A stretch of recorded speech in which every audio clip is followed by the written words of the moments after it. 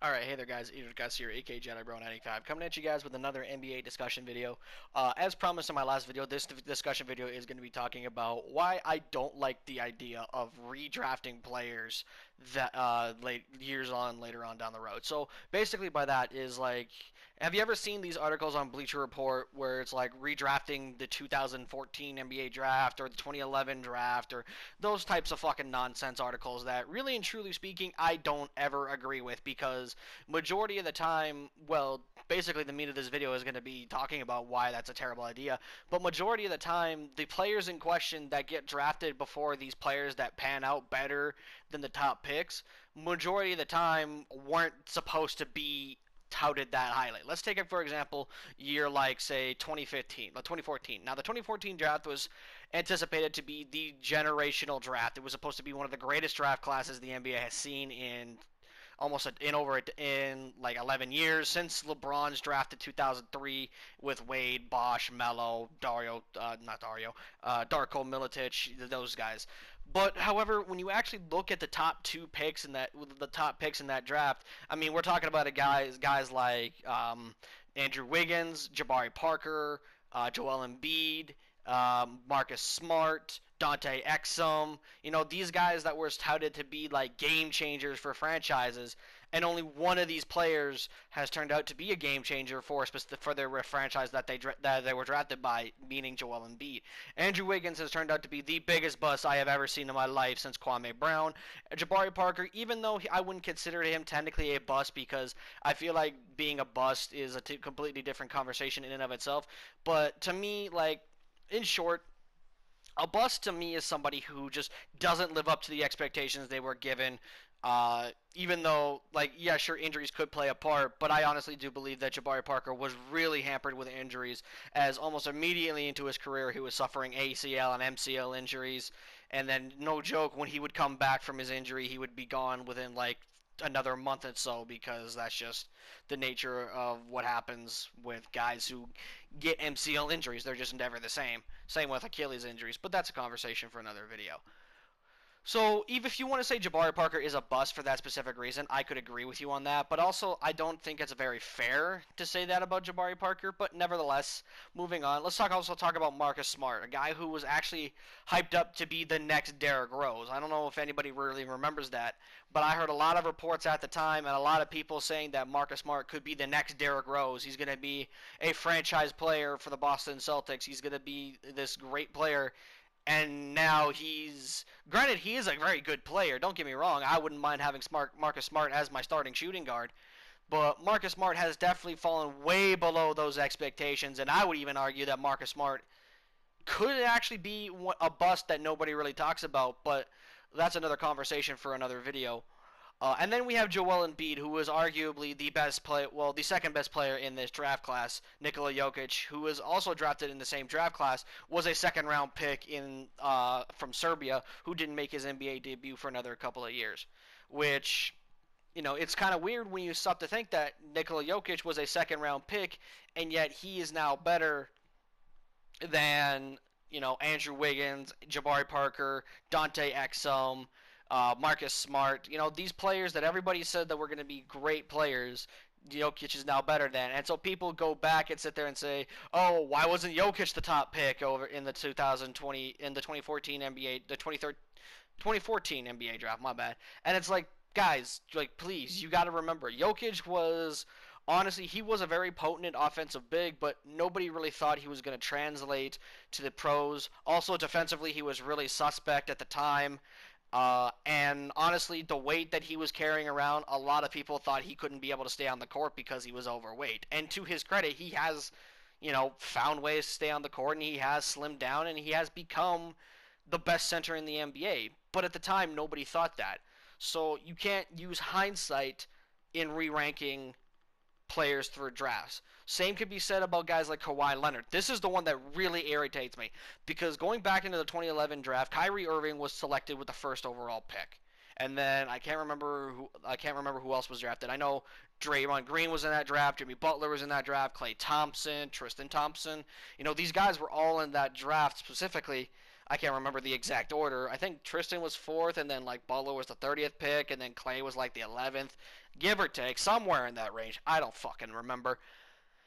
But, Kawhi Leonard, as we all know, has turned out to be the best player in this draft, as he has proven to be an MVP caliber player while giving you Defensive Player of the Year quality defense. Well, at his peak, Kawhi Leonard has definitely slipped a little bit in the defensive category, but he's still one of the best perimeter defenders in the league, so that is saying a lot. So, in my opinion, like, we can't go back and sit there and say, oh, well, it was so easy. Cavaliers should have drafted Kawhi Leonard or, and shit like that. Because that's not how this works. Because Kawhi Leonard, when he was drafted, was projected to be a average starter in the NBA who could give you elite defense, yes, but also was just a minimal, like a floor space, like a 3-and-D small forward. But once Kawhi Leonard started to break those expectations and comes in, produce way more than expected, and be more impactful than he rightfully should have been, then that's when people started to go, oh shit, Kawhi might be actually really good. But again, like, can't use hindsight to say Kawhi Leonard should have been a top pick in the 20 in that draft class, because it just doesn't make any sense. And also on the flip side, you can't sit there and also say that this player should have went to this team instead of the team he was drafted to. Because one other one I see, I don't see it very much anymore because he had a fantastic season worthy of his most improved player candidacy. But I saw a lot of people before this season arguing that the Celtics should not the Celtics, the Lakers should have drafted Jason Tatum.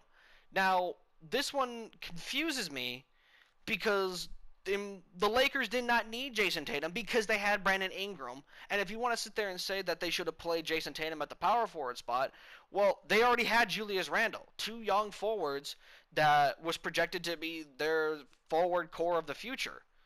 So I don't get that argument. Doesn't make any sense because Brandon Ingram was still pretty young. Julius Randle was actually stepping up and becoming a better contributor for the Lakers around that time.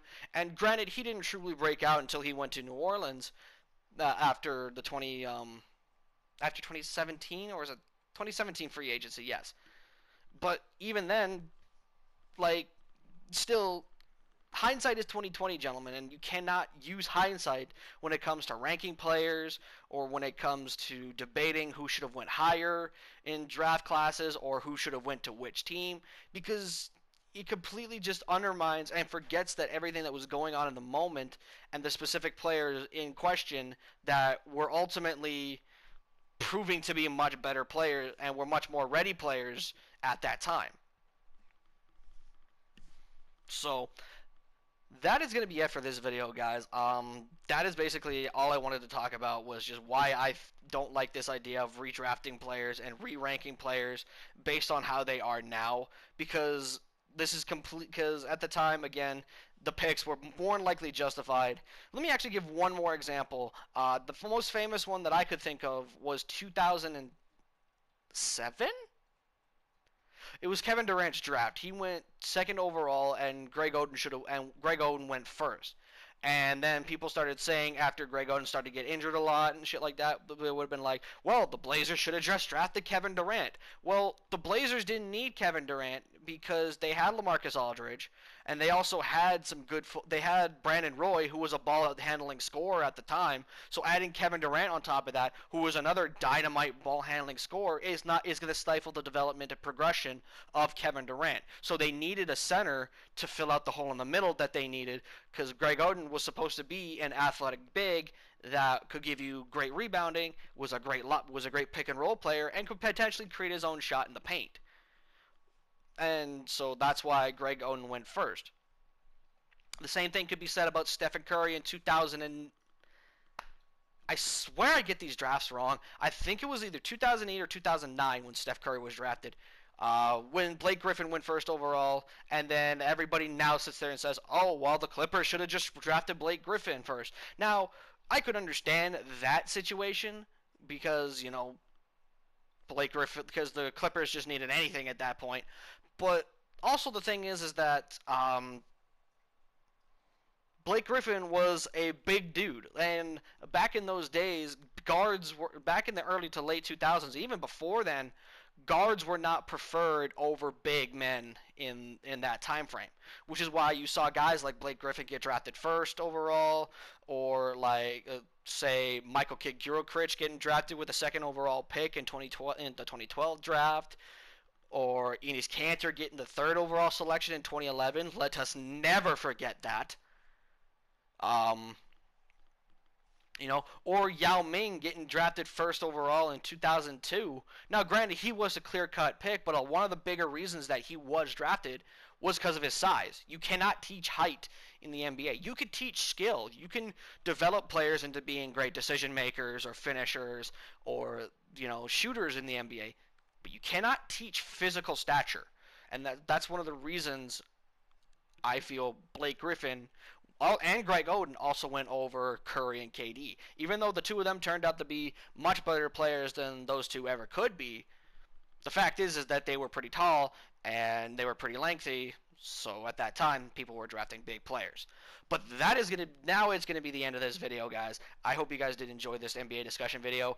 My next video is either gonna be talking about the news for 2K21 on the next gen, because we're supposed to be getting that in the next couple of days, or it could be my next NBA discussion video, and it is going to be talking about Jimmy Butler's legacy after the finals loss and why people should not be holding Jimmy Butler to the same standard of someone like LeBron after he lost this finals. But with that being said, gentlemen, I'm out. Peace.